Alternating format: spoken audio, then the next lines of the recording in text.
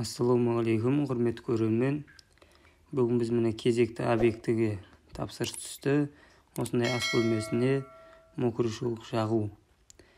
Өзінің светі осындай сары түстес. Мінекей осындай қабырғада телефонға көрінбейді. Осындай жарықтар бар. Біз жарықтарын қырып, осылай грунтовка жағып шықтық.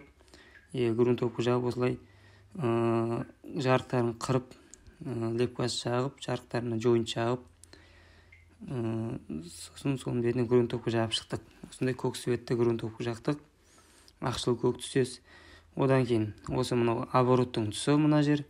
Сол обороттың тұсына осындай декоративный гипстен жасалған кірпішті жабыстырып шықтық.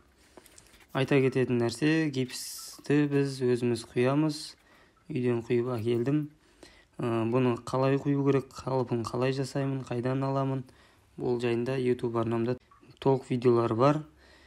Одан кейінгі осы кірпішті жабыстырып біттік. Кірпіш жабыстыру бізде бір күн уақытымызды алды. Өте майда жұмыс. Одан кейін кірпішті осындай қабырғаны түстес қылып бояп шықтық.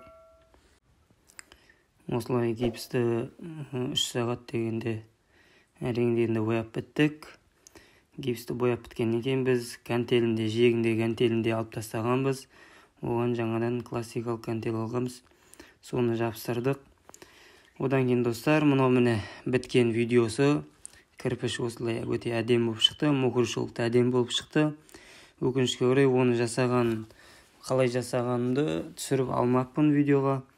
Енді келесі жолы Құдай қаласа қалай жағу керегін салатын боламын.